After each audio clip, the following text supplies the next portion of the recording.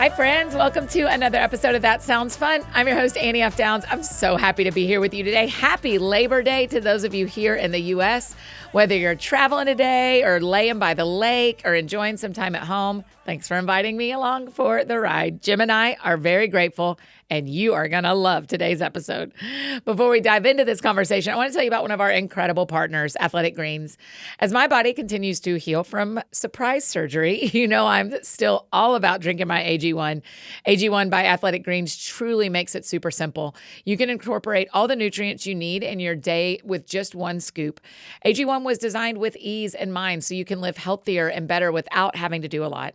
All you do is mix one scoop of powder in really cold water once a day. Y'all know I like to shake mine up with a couple of cubes of frozen lemon juice for a little extra something special.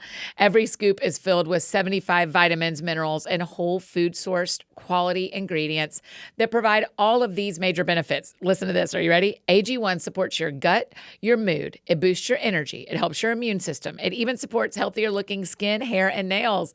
And if you're on the go a lot like I am, their single serving travel packs are so handy. Just throw a pack in your bag and they make it so easy to bring along with you. You don't have to set a reminder to order it and worry it's going to run out because AG1 is delivered like clockwork every month. It is so convenient to make it a daily habit. If you're looking for an easier way to take supplements, AG1 is giving you a free 1-year supply of vitamin D and 5 free travel packs with your first purchase. So go to athleticgreens.com/soundsfun. That's athleticgreens.com/soundsfun. Today on the show, I get to talk with my friend and one of your favorite humans, Jim Cress. Jim is one of our very favorite therapists around. You probably remember him from our Valentine's episode last year, episode 365. Truly, I think it is like one of our top 3 episodes in the history of the podcast. I mean, y'all loved him last year. Me too. We call him the therapist of the pod. Today, we're diving in to all the questions you sent us after the Summer Lovin series back in June. Okay, if you haven't listened to that series, this is a great way to do it. Go back, check it out. It is all about how to date healthy in 2023. But today, we're doing some rapid fire rounds of your questions with Jim. And yes, we are going there. Y'all sent us all kinds of questions about going on dates, how to get a date, what to do with your sexual desire when you're single, and so much more. Because of the topics we're going to cover, this is one you will probably want to listen to where there aren't many BFF ears around, as we literally don't hold back. Some of these questions, especially revolving around sex, which is the literal second half of the show, are things that we wish people, especially Christians, would talk about more often. And gosh, I'm so grateful that Jim is helping us address these things head on. Listen, you may not agree with every single thing we talk about, but my biggest hope is that this episode would spark a conversation with your people, that you would call a friend after listening and talk about what you each think. This is the episode today. To hit share, send it to your crew, put it in your group text, drop it in the singles thread, and then say, everybody listen in the next 2 days. And let's talk about this. This is the one. We grow together when we first bring things into the light and when we bring other people into it with us. So buckle up, y'all. This one runs a little bit long, but it's a holiday, and we tried to hit as many of your questions as possible, and we have a lot to talk about when it comes to sex and being single. So here is our Summer Lovin Q&A conversation with our friend and our therapist of the pod, Jim Cress. Jim Cress, welcome back to That Sounds Fun. I'm glad to be here. I had to go through a virtual flood to get here. It is raining. I've been so baptized. much. I am freshly baptized from top to bottom. Well, listen, we're about to baptize you in some questions too, because after our Summer Lovin series in June, we opened up the floodgates and said, okay, what did we not talk about? Mm-hmm. Or what did we talk about that you wish we'd have talked more about? Yeah. And boy, did the questions come in. Yeah. Why is it, Jim? What is it about dating right now? Or say to me, Annie, I've been doing therapy for 50 years or whatever, and people have always had this many questions about dating. One of the things, Annie, and thank you, by the way, it's so good. Anytime I get to hang out with you, it's great. It really is. We're still in a global mental health pandemic, and we say COVID's over, we're unmasked and all like that. So things are at one level worse for all of us than we're aware of. We're maybe a little bit more fearful, and can we trust this person? And the landscape's often, I found, littered with people who've had a series, maybe clear back to high school, of some bad relationships, or they thought this one for sure was going to work out, and then it didn't. And is it about me? What's the problem? Right. And so I think there's a low level of ambient anxiety that's like, what does dating mean, and how can I trust someone, and how can I even trust myself? We have heard from so many women and a few men, but a lot of women who are saying, I'm in my mid-30s, I'm in my mid-40s and above, and I have never dated at all. Yeah. How does she start? Well, I think I'm going to say this, and it's almost corny, but I think I would start at 30, 35, 40 with dating yourself, meaning Socrates said, know thyself. It's one of the biggest things I've seen in counseling is that I'm often a person would be disconnected and unaware of their interior world. You've been to on-site. You've talked about that publicly. I'm fixing to head out to on-site after this recording. And we try to help people, as we've said, often collect the dots, connect the dots, and then hopefully correct the dots. But starting off with, do you know yourself, and do you know what you even want? Not like, well, here's my checklist of what I want in a guy or a man or a woman. But the idea, am I aware inside? And if I've not done my own story work, Brene Brown says it sets you up to hustle for your worthiness. And you can do that in dating real easy. Yeah. I mean, quick, and not even in a physical way. You can just hustle for your worthiness of, am I available? Am I talking enough? Okay, so we have taken all the questions and kind of split them up into categories based on how they came in. So let's do a couple of 101 questions. Sure. Like, we have people who live overseas and have no options, and dating apps don't work there. What do you do?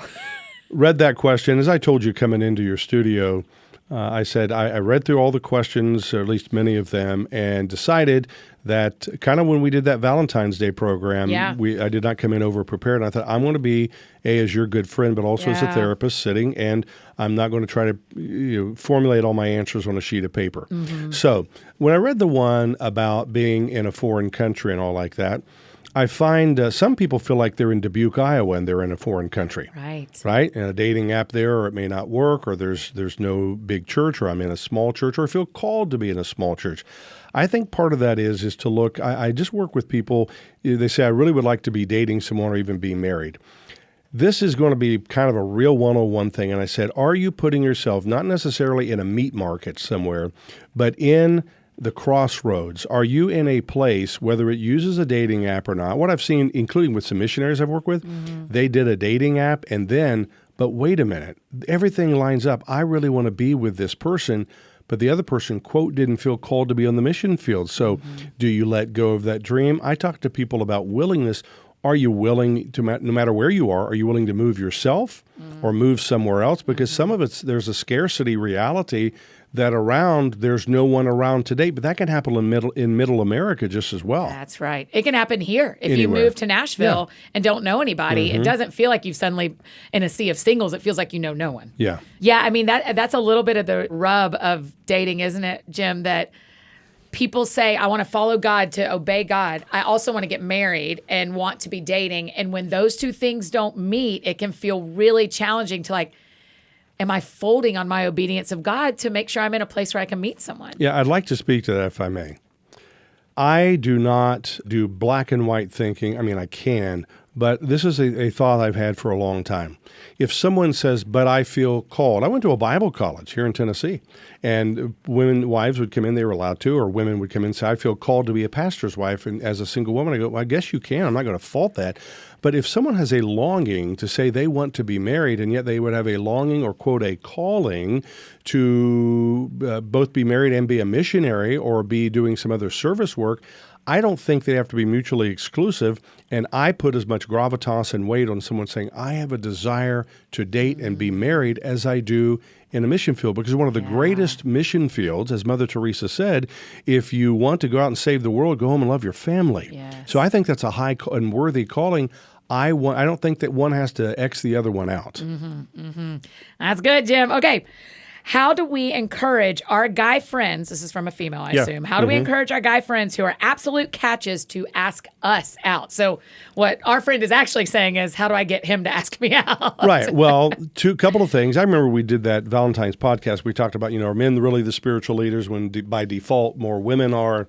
All that to say, to get someone to know. I want it to be the law of attraction, not promotion. I mean, or manipulation or whatever Enneagram number you might be in as you listen today. But how do I get someone to do that? I have no problem. Maybe I'm 61 and I got older now and I've seen a lot. I have zero problem. And we used to call it Sadie Hawkins Day, right? Yeah. That if a woman says, including my dear friend Annie Downs, if a woman says, I want to go. God's amening this right now. Yes, he is. The thunder. The Lord's like that. We hear it. Go, Jim. Go, Jim, go. But if a woman says, hey, I'm interested, and I would like to be able to have coffee with you, and is it really asking someone out on a date? Maybe it is. Or on a dating site, if someone makes the first move, I have no problem with that. And my goodness, that you know this very well, there are a lot of dudes that are just petrified to thinking they're not going to make the first move, and it doesn't mean they don't want to. So I don't see a written law that a woman cannot say, hey, I would love to get coffee with you, and then follow through with it. Like, would you be willing to do that? Yeah. I've used the move before of like, we should get together and talk about that. Yeah. And then it just says, I am willing to be in the same place you are. I would enjoy being in the same place you are, and then see how his response is. And can I kick that up one notch? Yeah. Our words frame our reality. Fine. We should get together. I would tell my dear friend Annie, I would say, okay, maybe, I don't know, the next time you say that is, start with the I would really like to have coffee with you. Yeah. It's clarity. What happens in vagueness stays in vagueness. And we should, it's like, what? I love when you but say the bid of, I'd really like to have coffee with you. What do you think? And see how they respond. Yeah. Okay. How long to wait to introduce someone you are dating to your married friends or to your community in general? I would say the first date. I'm kidding. No.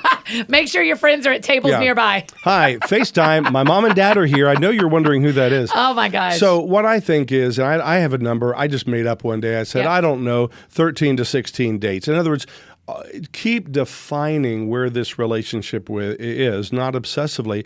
We're dating. We've had 10, 11, 12 dates like that. So a month or two? Yeah, maybe a month or two. But with that is to say, I'm believing, and I tell people again, please communicate. I'm believing, because somebody's going to believe it. You will, the guy will, whoever. I believe that on my side of the street that I'm thinking we're exclusive. People, I see that vagueness kill people. Just so you let you know, in my book, we're exclusive right now. I have no plans to date anybody else. How about you? Now, we've had 3 or 4, we've had 10, 13 dates, all like that. And let me get out of the family for a moment.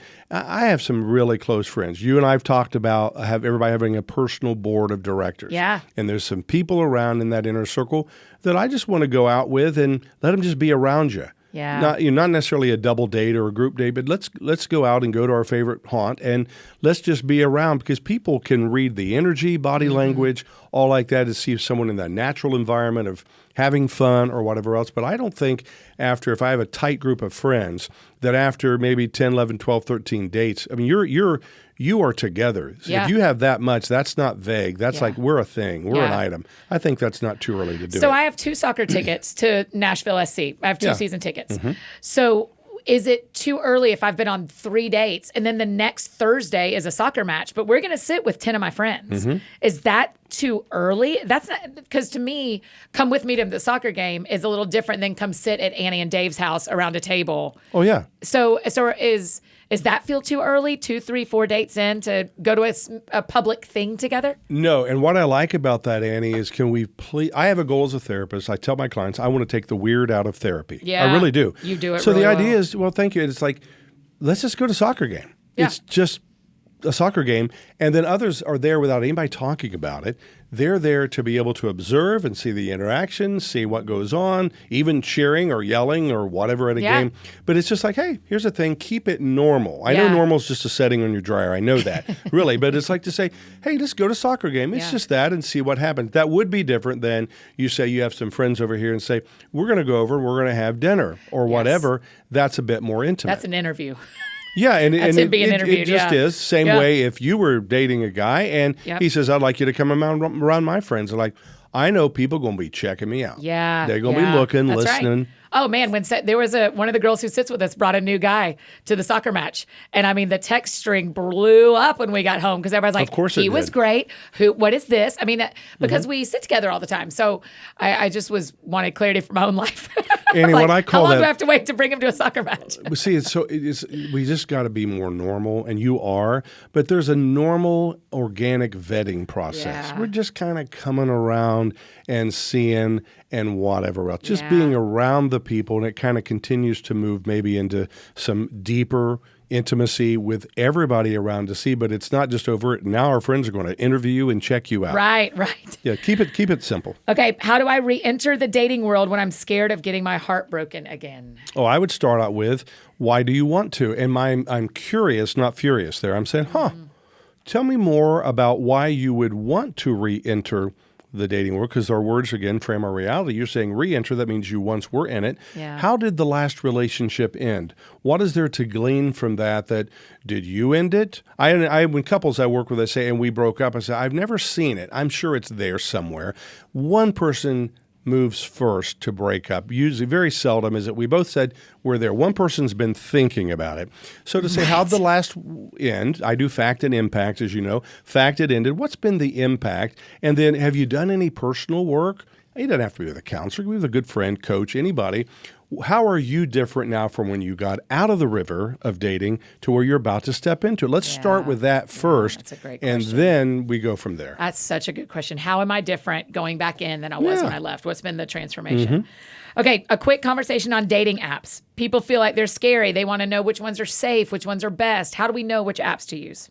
Well, trial and error probably. I was sitting very, very recently with a friend, and she made the comment that I just loved. She said, I went on a dating app, and she's never been married before, and she went on a dating app, and lo and behold, she liked it, and things seemed good, and had no idea, but the guy she started dating, that she is dating, was in the exact same church, in the same city, and they had probably crossed paths but didn't know. Yep. So the idea of what dating apps, I've seen people, you know, I've talked, I'm not here to name dating apps because it all depends on the region you're in and all Yes. that. We know there are people who are basically, as far as I'm concerned, perpetrators or scammers. Yep. They're out there. But I would say trust but verify. That's what Reagan and Gorbachev talked about. Yep. Go on. And I've seen people grandstand and they're allowed to do it and saying, I'm not using a dating app. Tell me why.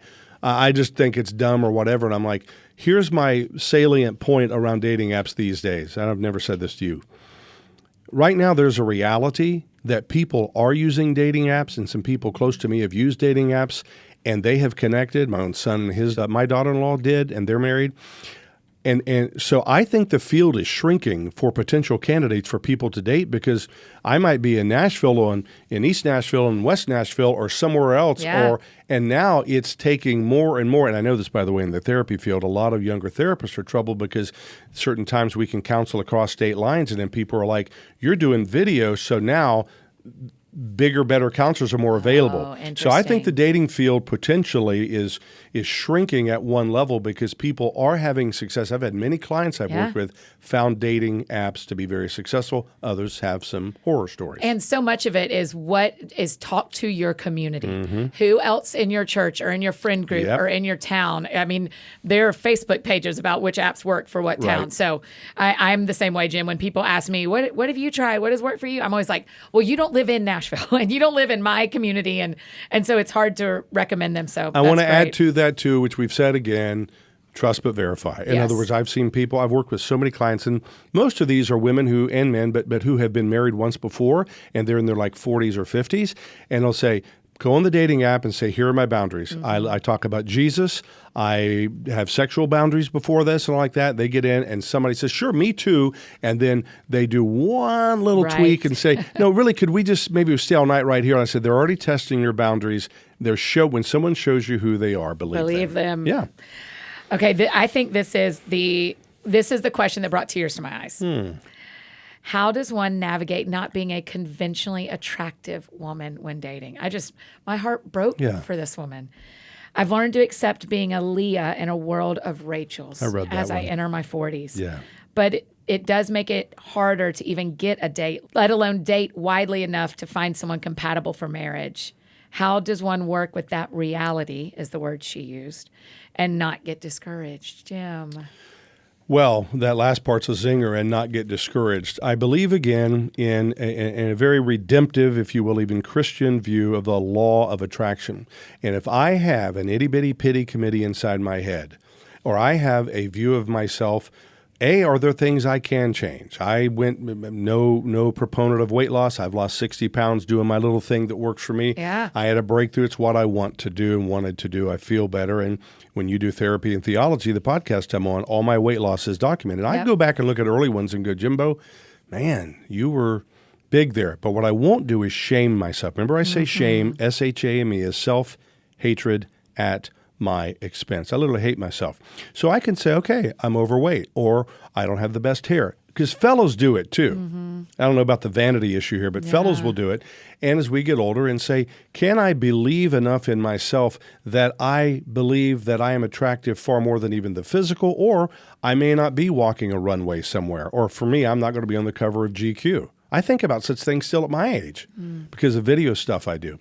I think that part is, what are you believing about yourself? I just believe a person, if they've got a very jaundiced view of their self or their appearance or their weight or whatever else, I think that's going to come out as they try to move towards someone. Because there are people who, quote, I see them on social media, can be, quote, overweight or maybe not. And I've seen it in my office. I've seen it, quite frankly, in the field of infidelity, where people are traveling, doing medical sales or whatever, and guys will come in and say, I've got teeth that aren't in the best shape, and but you wouldn't believe the women I've seduced to be able to be sexual with. And the point is, then I've had some women who would come in that no person, male or female, would say, that's not a very attractive woman. And she says, you will not, but this is by a lot of experience. So you wouldn't believe the men who, they're just not even... They're not very handsome at all. But that man spoke to me. He was kind to me. He said, tell me more. He was curious, all like that. So I think there's a bit of a farce at one level. I understand it at one level, but of saying I'm not attractive. I would say, is there anything you can do to make yourself more attractive? I don't know. Is it true? I mean, is what true, though? This, should we decide if we're a Leah or a Rachel? Well, that's to me a black and white thing, and there's nothing that I can see in Scripture. You may trump me on this, but I see nothing that Rachel definitively was guaranteed to be more attractive. I mean, Jacob had that bond he wanted. But it's what Jacob wanted. Yeah, it was just what one guy decided. That's exactly right. So the idea is, but there again, we're naming ourselves, and that's what I call a personal objectification. I have objectified myself and say, I'm just a loser, or I'm just a Rachel. I mean, I'm just a Leah instead of a Rachel. I would stop naming myself there and say, my name is Annie, my name is Julie, or for a guy, my name is Jim, or my name is George, or whatever else. People say, George is a weird name. Have you seen George Clooney? Yeah. I mean, so the idea of just saying, and of course, the Lord Jesus Christ was a man of sorrows, acquainted with grief, and we have nothing against Jonathan. Attractive to anyone, it says. Jonathan Rumi I think he's attractive. Yeah, Jonathan, really, listen. Okay, whatever. So, but the idea of saying that he was attractive, I think that's a piece of being able, and I don't even know how much it's impacted real quickly by culture, but my internal culture, my internal operating system, let us speak words of life over ourselves. If something about your appearance you can change, be gentle with yourself. Do it. But if you're not, I've seen, it's funny, some relationships I've dealt with where someone would say, we'd never put those two together, but the man says, this woman is so hot, so beautiful to me, she's just great. Or a woman says, this guy, and you can look at him and say, we've all done this, and somewhere we've looked and said, I would never put those two together. Yes. And to say, but there's something much more attractive there than just the physical. Yes. But if I'm putting off a vibe that I just think, Jim, you're just a fat butt, your hair is getting gray or whatever else. I've struggled with that shame. Don't think I haven't.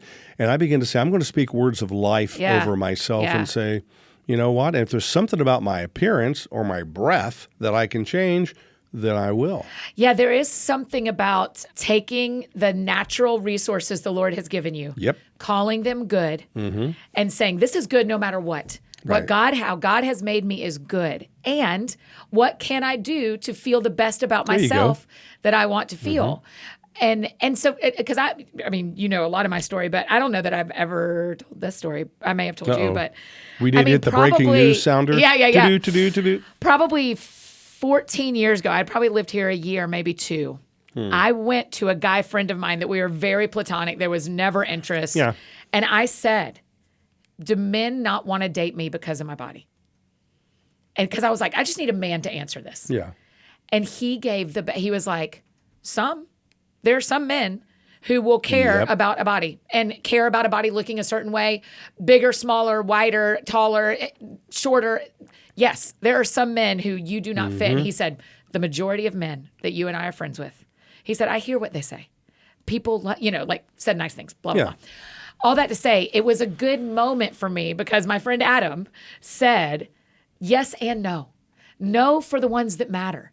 And my friend Kelly, everybody heard her already this summer, when she gave her piece of advice for dating, she said, be as weird as you can on the dating app. Be as weird as you really are. Be fully you, because then you attract the people who are really going to like you. I love that. And so I feel like that's physical too. Like, be you. Be you, and the people will be attracted to you when you first identify that you are worthy of being attracted. Yeah, and let me, attractive. if I'm both those, I like attractive and attracted at that point.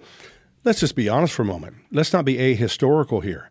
In our very American culture, and in cultures that go back to the Elizabethan time and other times, this is more of a modern thing in many cultures that we want a skinny mini, male or female, right? There were That's people not global right now. Yeah, and it's like there's a sense that, okay, what's this all about? Yeah. So the idea is it's a modern thing. Secondly, now there is a word, it's a clinical word, and I'm going to nuance it, but it's called an arousal template. I don't think of arousal as a bad word. It's like, what is it? I do a lot of work in this area with men and women, is what is it that's on your template? And everyone has one, usually affected by family of origin or your earliest girlfriend or boyfriend, will be like, I am attracted to a woman. There are men who I know who are sharp, and the idea, Hugh Jackman might be one, who knows?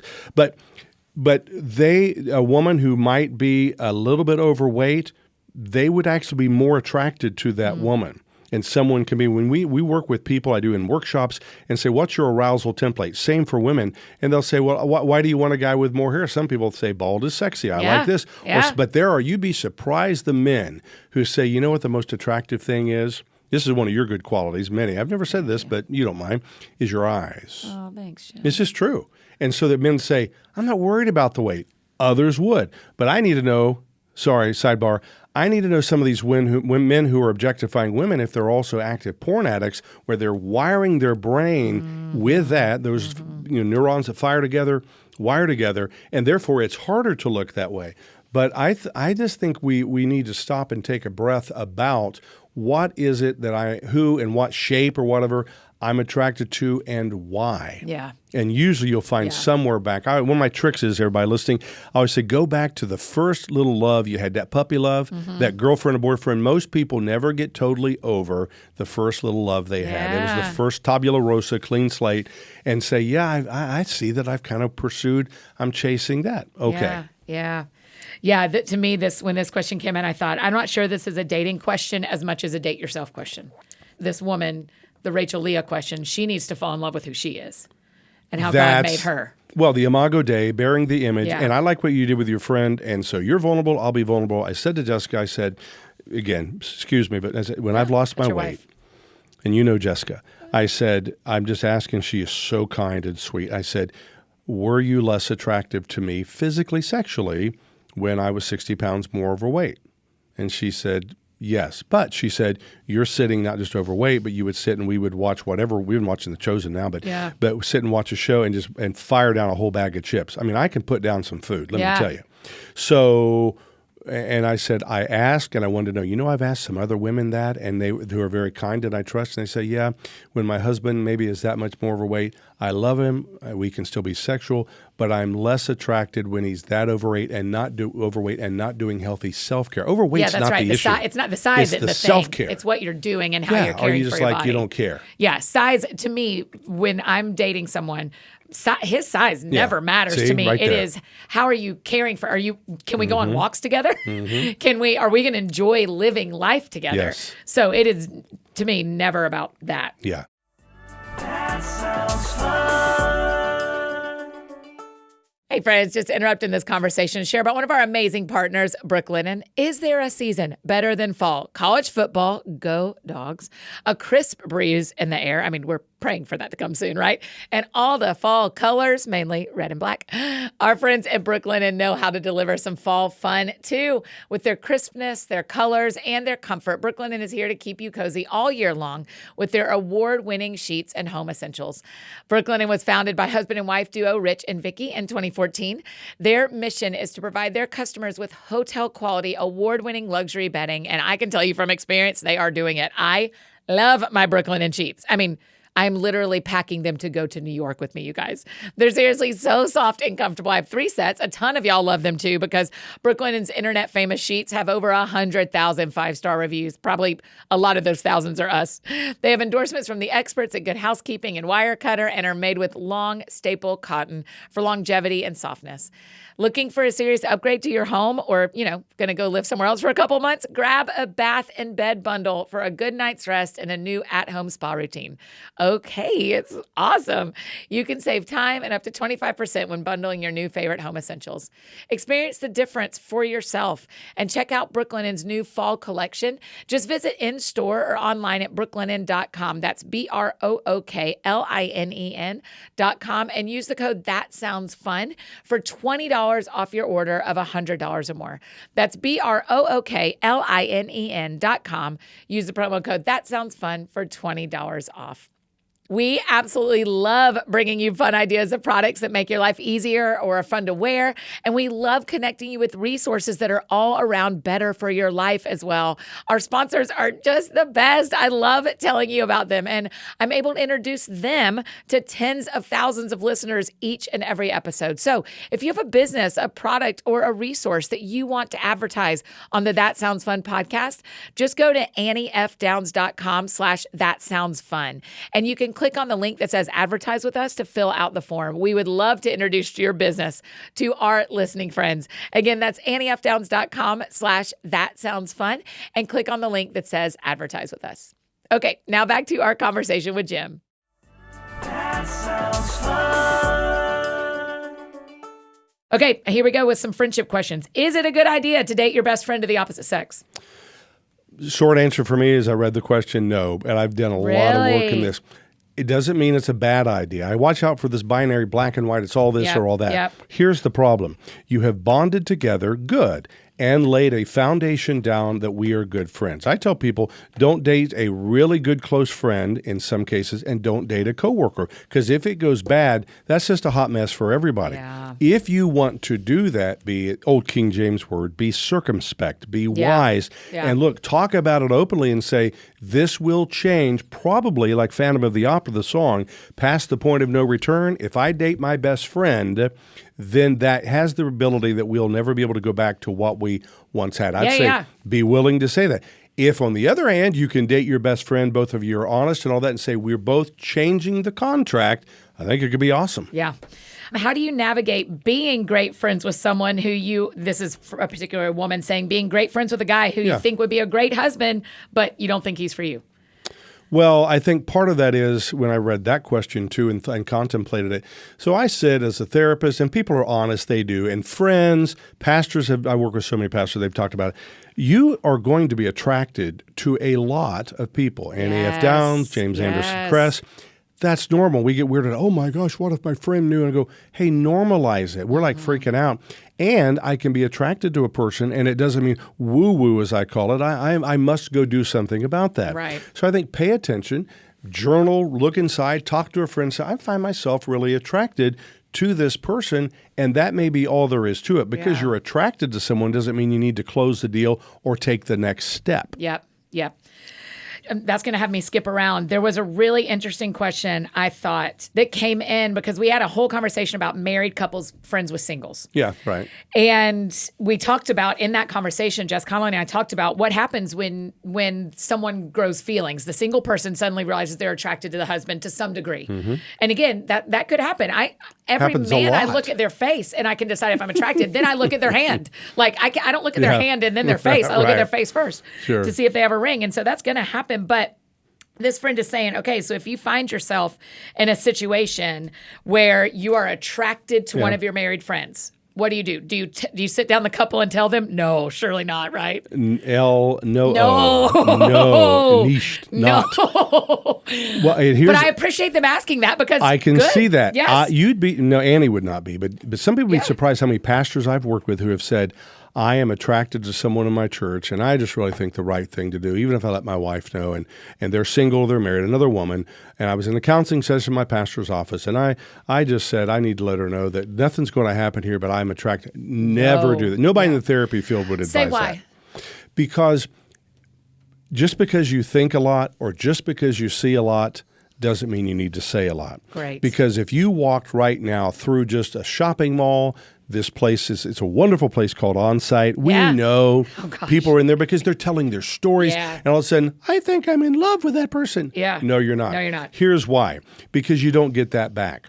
Emotional self-regulation is, okay, I'm attracted to this person.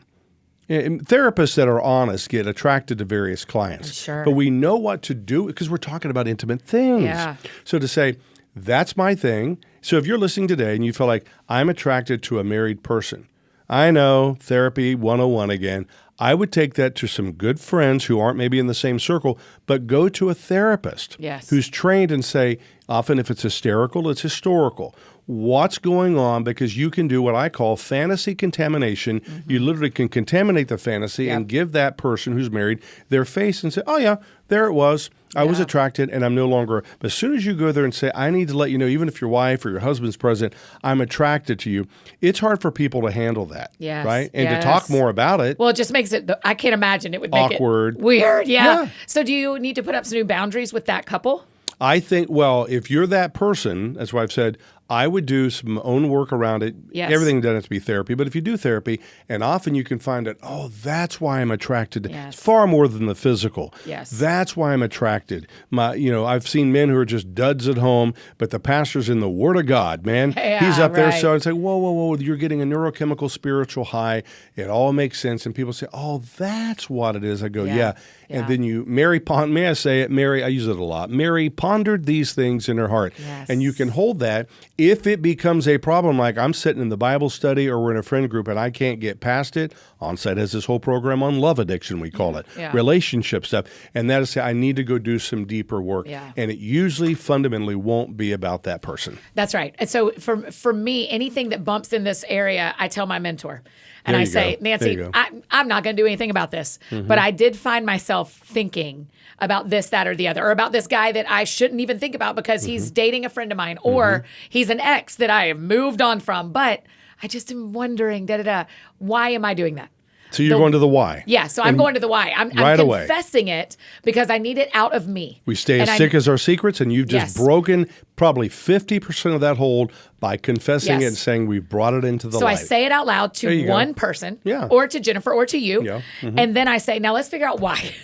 Because that person, because I don't want to actually be in a relationship with that person, but there's something here that is making something in me ping up. And I want to add to this, if it sounds like contrary or sounds like it's double speak, I don't mean it that way. You may be in relationships, folks, listening today, and it may be that you never get all of that out. You may not. You may say, still, every now and then I see her eyes, see his eyes, his voice. That's normal. It's okay. That's part of it, of just the law of human attraction, right? It just is. That's right. Okay, here's an interesting one. I'm single, 29. I love the Lord, and I really struggle with desiring marriage or having kids.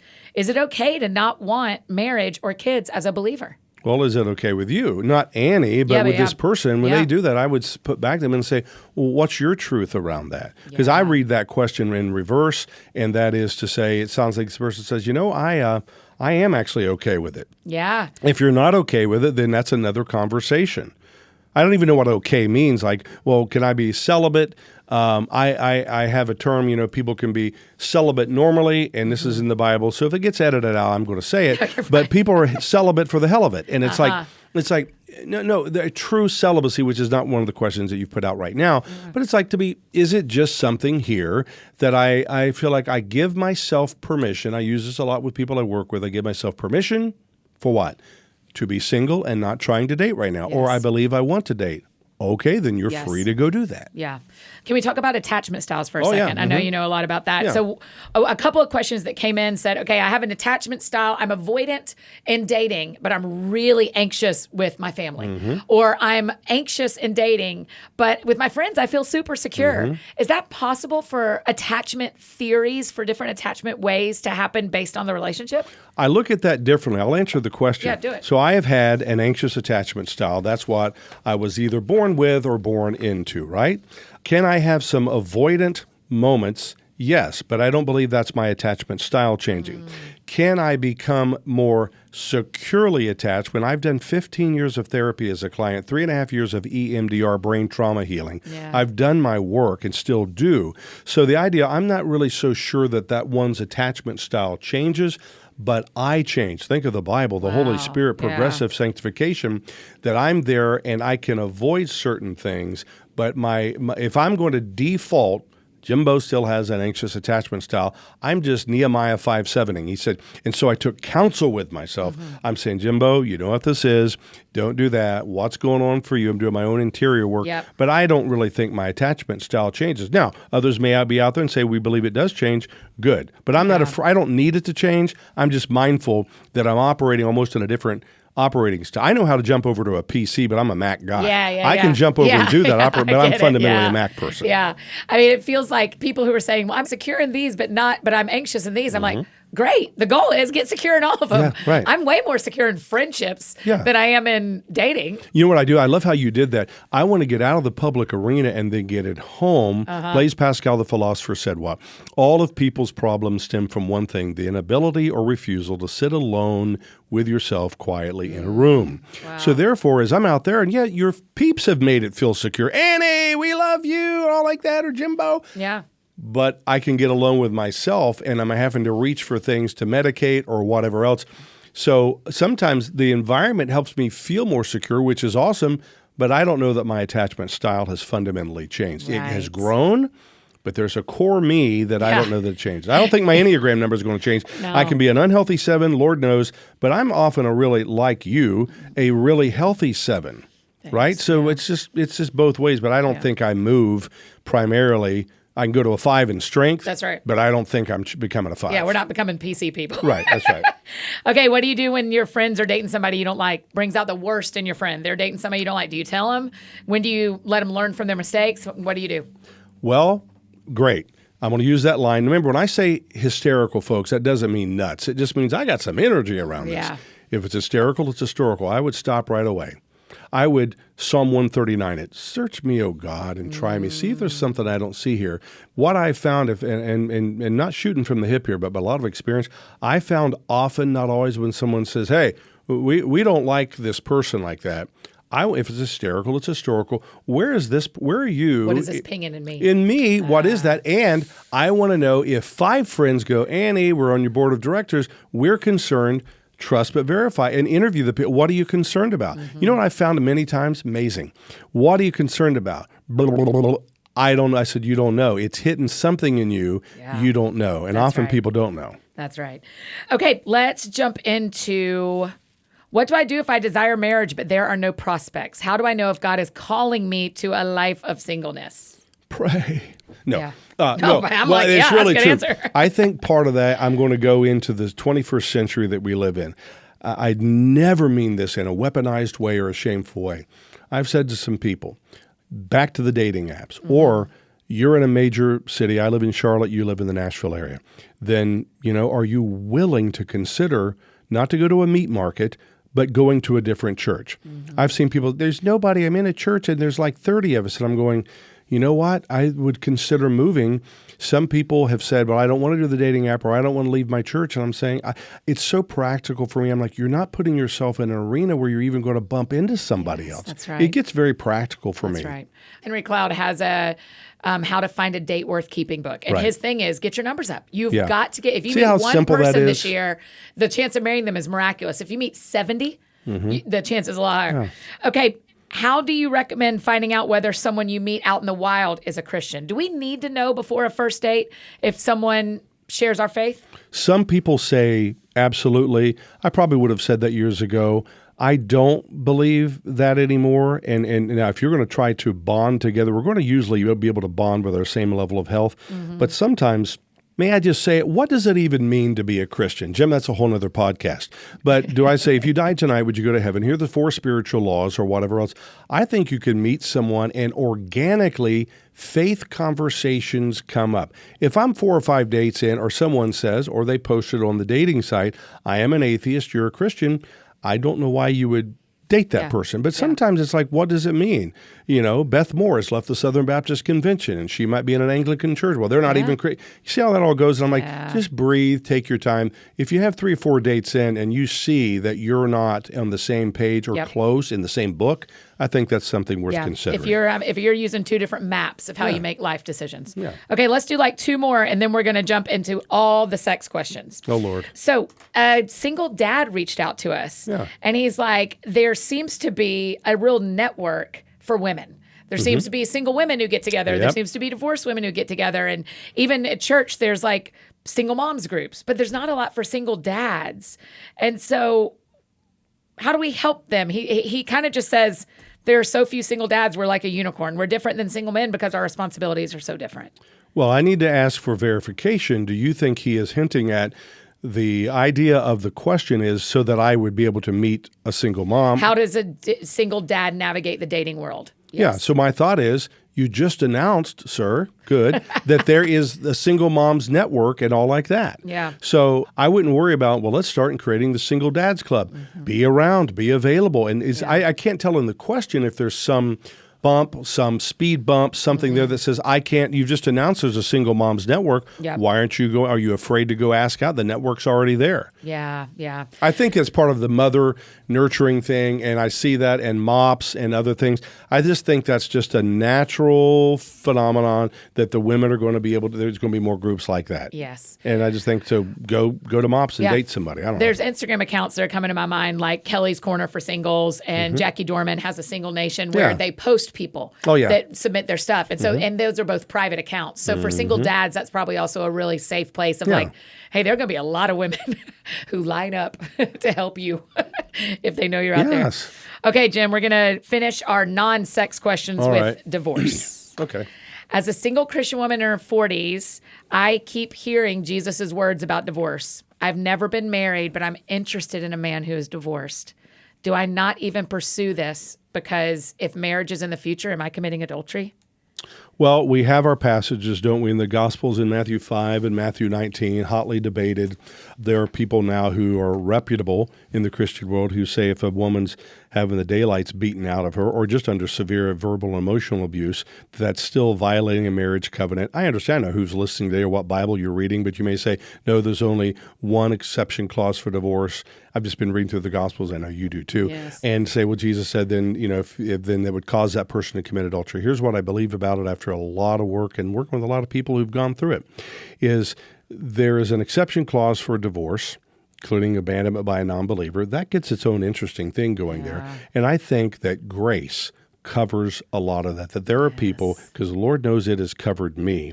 As a former recovering pornography addict myself, 18 years sober from that, that is Jessica and I had that in our story of me, not basically, but betraying my wife in adultery. So with that is, I think if someone says, well, he was divorced and maybe he had an affair, but he's done his work, he's repented, he's changed, then here's the reality. I think he is absolutely free to remarry. I have bigger issues relationally is be sure you find out what was truth about the divorce, what went on, and is he owning his stuff if it's a him. Yeah. Do you get your community involved in stuff like that? Is that like you sit down with your pastor and ask him too, and he says, yeah, that's committing adultery. How do you get your community involved when it comes to dating once you're divorced or dating in 50% of the men I meet are divorced. Yep. Well, let's face it, on any theological term you can put out just in the evangelical church right now, good men and women who are scholarly even are going to disagree on set issues. Right. We got to be honest about that. That's good. So the idea of saying, well, what if my pastor's there? Then you don't have to, in the multitude of counselors, God's word says there's wisdom and safety. Yes. So it's like to say, there's where that person is. I don't have to fault him for his belief, but to look at where things are. Here's the thing. There are a lot of people getting married. There's a whole lot of people in the Christian church still getting divorced, and there are people going to go get remarried. Yes. So I think you can talk to some people. You're going to get various opinions. I think you got to get alone also in your prayer closet and decide, what do you believe about that? Yeah. You have to decide for yourself. Yeah. That sounds fun. Hey friends, just interrupting this conversation one more time to share about another amazing partner, Nutrafol. Ever wish you had visibly thicker hair? How about less shedding? Maybe stress is causing your hair to thin, or is it the other way around? There are multiple root causes for hair thinning, and Nutrafol addresses key root causes through a whole body approach to hair health. Nutrafol is the #1 dermatologist recommended hair growth supplement clinically shown to improve visible thickness and strength. From postpartum to menopause to plant-based lifestyles, and no matter your life stage, Nutrafol has 4 unique formulas to support women. Each is physician formulated using drug-free science-backed ingredients, so you get the most reliable results. Just go to Nutrafol.com to take their health, hair, wellness quiz. We love a quiz. And identify the causes of your thinning hair, and Nutrafol will give you a personalized plan for better hair growth through their whole body health approach. Their newest supplement is formulated for women ages 18 and over with plant-based lifestyles who are experiencing signs of hair thinning. In a clinical study, 86% of women reported improved hair growth after taking Nutrafol's women's hair growth supplement for just 6 months. Take the first step to visibly thicker, healthier hair. For a limited time, Nutrafol is offering our listeners $10 off your first month subscription and free shipping when you go to Nutrafol.com and enter the promo code That Sounds Fun. Find out why over 4,000 healthcare professionals recommend Nutrafol for healthier hair. Nutrafol.com, it's spelled Nutrafol.com, promo code That Sounds Fun. That's Nutrafol.com, promo code That Sounds Fun. That link and pretty much every other link you could ever hope for are in the show notes or are in Friday's AFD Week in Review email, so be sure to check those out.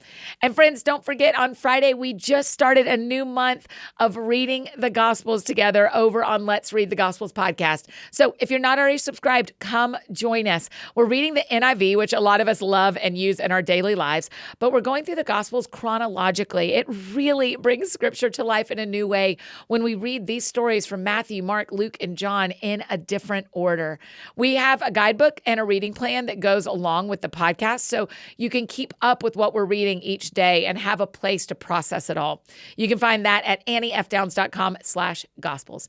It may be September 4th, but you are not behind, trust me. And if you want to catch up, each episode is like 20 minutes or less, so you can do it. You can do it. Just head over to Let's Read the Gospels and subscribe wherever you're listening to this episode, and let's read the Gospels together this month. And now let's go back and finish up our conversation with Jim. That sounds fun. Okay, let's dive into these sex questions. We had so many people send in questions and that episode with the Tomlins had some scuttlebutt around it. Yeah. There was a lot. There were people who agreed with us so wholeheartedly, they were shouting from the rooftops. People who wanted my head on a stick, they were shouting from the rooftops. You did that series on purpose, didn't you? And even the second, you're about to go into this now on purpose, right? Yes. I know. Yes. Here we go. Because here's the thing. I want us to talk about this. Mm-hmm. I want people to yell in either direction. I want people to be going, yeah, what is right for me and for us? So I'm not scared of any of it. People can get mad. When Satan was kicked out of heaven, he was kicked in the bedroom. Let's just be honest. That's where he fell into. Yeah, it's just this idea. There's so many shameful, sex negative messages going on. I used to have them too, and I'm just like, so it's a really a red hot topic. I think there's a lot of misinformation. We're going to start shallow. Please. Physical touch is a human need. What do you do when you're not getting enough of that physical connection? I deal with that all the time. It's called oxytocin. That's the body chemical when your body is touched. So I tell people, no joke, this is not the only thing I say, go get a therapeutic massage. Absolutely, Okay. because your body's getting, like, for an hour, mega touch. Yeah. The other thing is Cracker Barrel, this is a point, and the Charlotte Douglas International Airport you've been in has white rocking chairs. Yeah. Cracker Barrel knows that rocking, we are all designed by God to, even as adults, to be held and to be rocked. Yeah. So the rocking is very soothing. That's where I'm going with that. So the skin-to-skin touch, even in the Word of God, it is there. In the New Testament, greet each other with a holy kiss. Yeah. So I think there is healthy touch. Now, what happens for me if I'm not getting that healthy touch? You know where a lot of the touch is not happening, don't you? Marriages. People are upset, they're mad, or the only time you want to touch me is you want sex. Maybe that's true. So where do I get healthy touch? And not just to every now and give someone a hug, but with safe people to literally be held. I work with groups of men, or when I'm out at on-site, we'll do that. Yeah. And they just love, don't just go boom, boom, boom, pat on the back, but to be held. We all long to be held. Yeah. Okay, one of the mistakes I made in our first episode about sex is I interrupted the guest and we never went back to the question. And people have been chirping at me since that So day. you're laying this at me now? Yes. Okay. We'll What see. do you do if you have a high sex drive and you are not married? Well, I've got to do that with married or singles. We'll get to your question. One is I interview people all the time on this topic and say, whoa. How do you know you have a high sex drive? Oh, that's a good question. Oh, yeah, but I hear it more from men, but I love when I hear it from women too. I said, well, how do you know you do? How do you know you're not using sex or masturbation? We're going to get to that, I think, here, or something else to self-medicate because it's self-soothing. We have videos in utero, we do, on YouTube of little boys and little girls in utero masturbating. Masturbation is not a dirty word. Right. I'm not jumping to that question yet, just so you know. So I'm thinking, I've got a high sex drive. I go, how do you know that? So there is a study, if you get on Google right now, the only creature we know that will die from lack of having sex, you're going to think this is funny, true, is a female ferret because her hormone levels rise so high at time to mate, if she doesn't mate, she can die. Wow. Oh, it's like, well, how do you know? Now, that's side A. Side B, I think I do have a high sex drive. So I don't know. What do you want to do about that?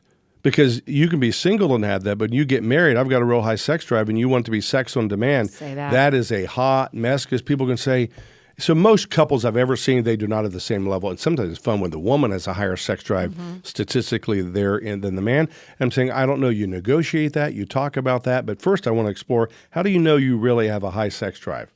Like some people could be sexually addicted even. I just have to have that. Yeah, I think that is a really interesting point because it's not like we can take our temperature. No, you can't get a blood test and get a blood panel and come in and say it's there. Because as I'm hearing you respond, I'm thinking so many of our friends who say this, and when my friends and I talk about, this has also caused a lot of conversations in my friendships, which has been awesome, of like, we just want to do a thing that we aren't doing. Right? Pretty simple. So it can feel like a high sex drive because it is, we aren't allowed, I'm putting that in quotes, everybody, I get it. putting in quotes, we aren't allowed to do the thing we want to do. Yeah, right. So I'm 43, Jim. I get that. What do we do as people get older? And the Bible feels like sometimes the instruction around sex was for 20-year-olds. I get that, yeah. And not expecting, if Mary was 13 or 15 or whatever, right? But they're expecting, who's they? I don't know. I'm just saying it to you The like royal we're not they. recording. There they are. I'm just talking to you like we're at lunch. They say, Jim, that no matter your age, you should live by the rules we heard in middle school of the don't have sex, don't do anything, keep your paws to yourself until suddenly you both have rings, and now all is legal.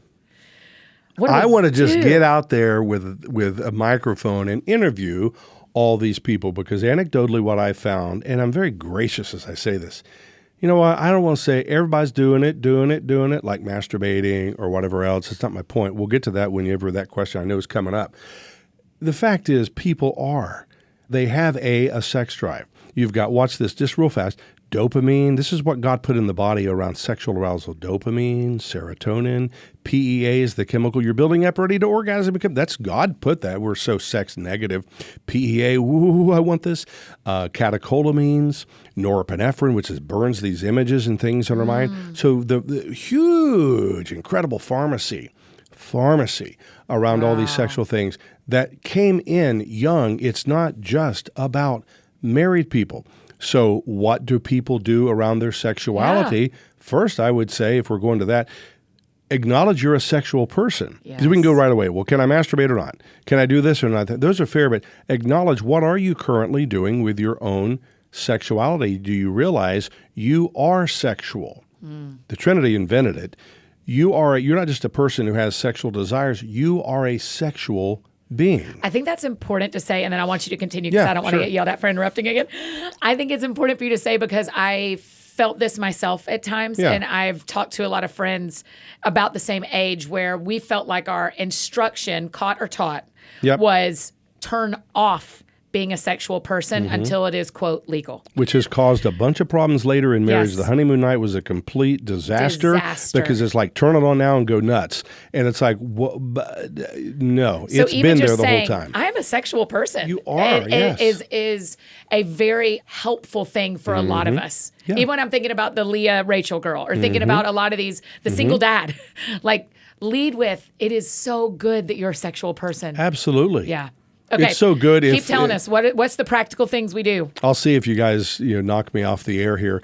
But let's just be honest. If a man has a nocturnal emission, a wet dream it's called in street language, or if a woman says, I'm riding a horse and could have an orgasm, whatever, it's like, for goodness sake, we are sexual beings and we've pathologized that and made that negative, or we can't talk about that in the women's Bible study.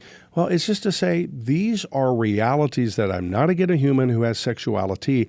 I am I'm a physical being, I'm a spiritual being, I'm an emotional being, and I am a sexual being. So, well, yeah. People, in grade school, little kids have had shame. They were climbing a pole or something because of what goes on. They're just with their legs and all like that. We're just talking turkey here. And it's like, wow, I got aroused. I go, well, yeah. But there's a lot of sex negative messages out there. And people are like, it just sends them underground is what it does. Yeah. It sends them totally underground. Yeah. But at the same time, we want to pursue holiness, Jim. Like, of course. I want to hold both, right? I want course. to hold that I'm a sexual being who God made this way, and I want to match that or submit that. Do I want to submit that to I don't know. the holiness of God? Like, how did those coexist? What's the practical coexisting for people who want to walk with God in their singleness and not turn off their sexuality? So pretend I tell everybody this. Annie and I are very good friends. She is not a client. So we're not in real therapy. We're like you said, we're just having coffee. Yeah. I literally am having coffee here in front of me, as you know. So what's unholy about touching your body in a sexual way?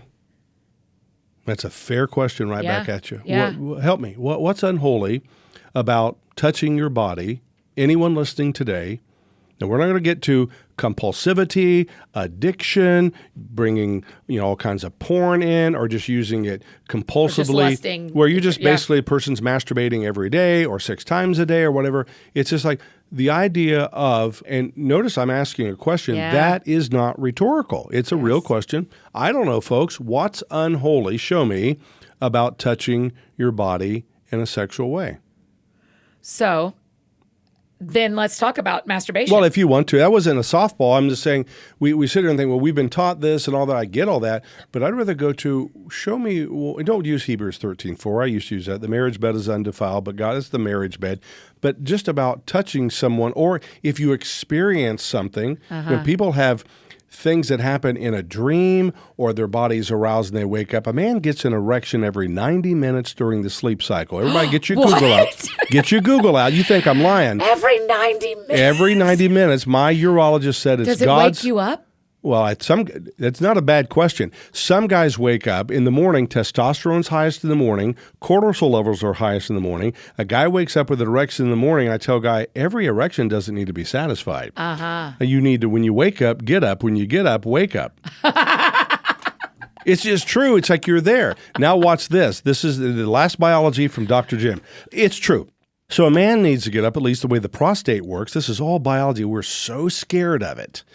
And if he needs to have a bowel movement and his prostate's being pressed on, it affects, there are guys who've gone through a medical examination, prostate exam, and he got an erection. So full of shame. No, folks, it's biology 101. Right. So we can normalize even the biology of it. But yeah, it's true. You can Google anything I've said, folks, or go talk to a urologist. So we're like, it's normal. It's okay. It's when I am aroused, what do I do with it, and what's going on in the theater of my mind, even if I'm not sinning, but I'm shaming myself. It's sin that I'm aroused right now. Really? Is it? Is it if you're watching pornography? To me, it is not sinful that you're aroused watching pornography, being a recovering pornography addict. It is sinful that I am watching pornography.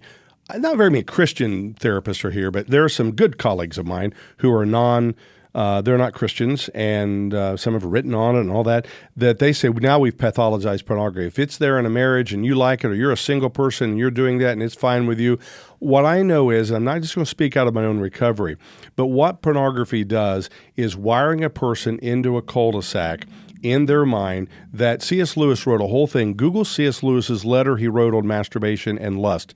Google. I've never read it. I've taught it. It's in the Wade collection we'll at Wheaton share it. College. Yeah. So Wow. he says it puts a man in a place, what he called, quote, the prison of himself, or say a woman, the prison of herself, where there are shadowy brides and all these women are adored. They worship him. They require nothing of him. Yeah. They require nothing of him. So that wires a brain that he could go in and get sex on demand, or she can, a woman listening today, and do that in a way to escape reality using sexuality. I'm going to say, if you masturbate, and that's not a dirty word, if you self-pleasure yourself, if you do any of that, are you doing it to literally, listen, connect to your own body? Are you free also not to do it? I'm just going to die if I don't do it tonight. Are you free to say, once a week I would give myself the privilege as a single person to, I don't take a bath or do something or lie down and be able to pleasure yourself without pornography, because I think pornography is damning and dangerous. That's not even to cut anybody down who's struggled with that. But what it does, it wires all that neurochemistry towards someone who's not there. And that way, the body will feel like I'm having sex with another person versus I'm being sexual within myself. So one of the conversations we had with the Tomlins is how hard it is to masturbate without lusting. And lust is a sin. The Bible is like so directly clear. Sure. We don't have to go left, right, or center about that. Can you do that? Can you masturbate and not lust? Because if you're thinking about someone, even someone submitted a question of like, we're married and we're trying to figure out, can we masturbate? The answer is yes, because I did it. Okay. So in my marriage, and then I was a pornography addict from young, old, sexual abuse victim, true folks, all this stuff. And the idea of being able to focus, and I've worked with a lot of guys, that they could focus just on the feeling. They might be in the shower or somewhere else, and we're apparently getting really real on here. I like to be real. And a person can look on themselves, not in a narcissistic way. But not be thinking about an act with anyone else? I don't think you're going to be able to do it much. Yeah. But along the way, and if you got shame, man, you don't want to shame yourself. That will that's like gas on the fire. But to say, I give myself permission to just think about the pleasure that I'm feeling in my body, totally doable. I think if it becomes compulsive, or you sit down and watch a rom-com or something, or you're watching something else or get triggered by something and that image is already there, we're not talking about perfection here, but yeah, I totally believe a person can be able to, especially, I want to speak to the single people. I'm telling you, because I've changed my whole view on this. Jim Cress said, everybody go masturbate. No, he did not say that. But there is a... That's going to be our pull quote we put on. Yeah, if he did, he did. But it's like, no, you are a sexual being. And yes, I know for a fact a person, man or woman, can pleasure themselves. So the idea is, am I escaping reality? Am I using porn? Do I believe, I just got to have it? I don't think a person's going to masturbate every day and eventually not some lust to come in there. Yes. Right. So what does it look like to get our community? How do we talk to mentors, leaders, people who are discipling us through this? Is this a thing we can talk about? We're doing it. Well, we're sure doing it right now. Right. I'll find out later when this thing airs how much got edited out of this. No, I have written down no things to edit. I don't think we need to edit that. We need to talk about this because there aren't a lot of conversations publicly right now. But because they're not public ones, there's also not private one, Jim. That's the problem. There are private thoughts going on. Yes. I'm thinking, do I not? But people aren't getting around a table at dinner with each other and going like, so masturbation, what do you think? How are you feeling about it? Well, be the people that does it. So Yeah, I'm that's sitting with a That's New it. York Times bestselling author and dear friend who has bus tours. People know of my work probably with Therapy and Theology with Lisa Yes. Turkhurst. She's out at all that.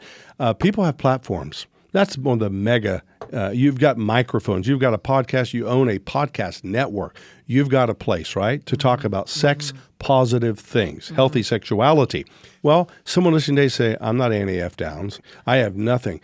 Be where you are, and to be able to say, do I have a network of friends and we could sit down? Now, the venue is important. You don't just do it over oysters or something, but to say, can we talk about our sexuality and what we believe and all that? People are down on what they're not up on. Do you hear that, folks? People are down on what they're not up on, so they'll go to a pastor and say, probably 68% of evangelical pastors Rick Warren found this out in research, and others are struggling with pornography. So pastors, a lot of them, they don't want to talk about this. For them to say masturbation could be enough, they can't. Yeah. Yeah. So, but I'm just saying that the idea of being very positive about sexuality, start where you are and with a good friend say, let's talk about it. If you're really close, do you really struggle with these questions? And do you, with a good friend, do you struggle at all with masturbation? Howard Hendricks, I went to Dallas Seminary. He said, you get a group of men in a room, I don't care what the group is, within a short amount of time at a men's retreat, if you leave them alone, they're going to talk about lust. But they'll often keep it vague. Do you do it? You know, the thing, like name it. Yeah. You know, but we've even pathologized the word masturbation. It just means self-pleasuring. Mm-hmm. Okay. Have we done enough damage or what? No, I think it's great. And the good thing is, like, one of the things we heard after the first episode about sex and a lot of our Summer Lovin series is people saying, I sent this to my friend and it started a conversation. So let Jim and I say masturbation as many times as we need to.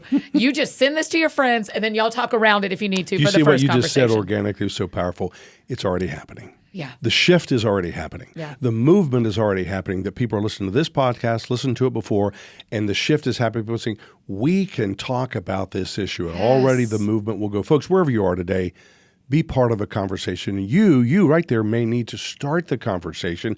Face the weirdo factor of it all. It'll get less weird the more you normalize it. Yeah, that's right. Okay, last one, Jim. We'll finish up here. Thank you again. Oh, my gracious. pleasure. You are this We time haven't gone in too the fast. ditch yet, I don't think. No, we're doing see. great. We'll find out. Okay, one thing we heard from a couple of different people were talk about the logistics of engaged couples not living together.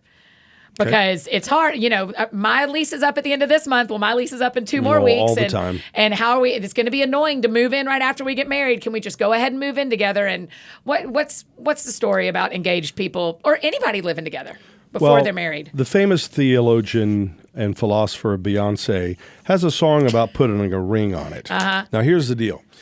There is research that I don't have time to get into. Don't make it binary, meaning it's all this, all that. It's black, it's white. When you are living together, we're sharing the toothpaste and the toothbrush and we're doing all that. There is still not a ring on it. There is still not a covenant. I'm not being black and white with you folks. And everybody knows subconsciously I could peace out at any moment. So coming together, it is not still the same thing, even if you live together for a year. Now, granted, you can see each other and your habits, what you like and don't like, and the sink and the toilet paper coming off. Folks, you can see that just going over to each other's apartment or house. There's plenty of stuff that you can see. Yeah. By the way, when sirens go off, something important is being said. That's what I tell my that's clients. right. That's I heard right. the siren out there. So I would say just be mindful that when you're living together, and then I think to go forward on the practical level. I already said this on the Valentine's Day program a couple years ago. I work with couples that go, hang on just a second, just for a moment, including the biblical thing and Joseph and Mary. There's good data there. And what will be special about the wedding day and the wedding night? And they've said, we've already cashed in all the chips. We've done everything you would do. And I think there's an anticlimactic thing there. Right. I would say, Paul said all things are lawful, but all things are not profitable. Yes, so my thought is, can you do that and live together? And I think even possibly not be in sin? Yeah, I think you can. But I don't know that it's advisable. And then why do you need to? And people say, well, it saves money. Well, you know, I get that, but maybe it's a worthy investment to not do that. And if you are there, then people say that we're going to live together and not have sex. I'm going, I don't know how you pull that off over a long period of time. Yeah. But I think it might be okay to do that in some questions. If you ask me, Jim, just what do you think? I would say don't do it. Yeah. Because it's of what it can set up. The thing comes, then you get married. I've seen it with couples. They get married and they're like, man, we lived together and thought we've seen everything. No, you got the ring on and now you know that's it. You're married. We're not going anywhere. That's my thought. Not right or wrong. I can't say it's right or wrong. Okay. Anything we didn't cover you want to make sure we help with single people? Yeah, this is just a redo or redundancy, if you will, in a good way. Folks, please go do your own story work. Yes. Brene Brown says we are stories. We are data with a soul. Yes. Go in and explore. We say it in the therapy world, do your work to know yourself, and then your picker will get healthier of who we believe. You've seen it in me. Yeah, I have. And there's a reality that water seeks its own level. Literally, the torrential rain, I came down, watching the water just flooding. The water goes down, seeks its own level, and we're going to basically bond with nearly our same level of health. Yes. Do your own work, and I believe also that law of relational attraction, you will not attract just some nightmares to you. Do your own personal work, knowing what you want, and be willing to be also good with yourself before you have to be able to be good with someone else. That's it. Jim, will you please come back? Oh, anytime. Okay. We need to have a meal the next time. I know, that's right. Or something, I yeah. know, that's right.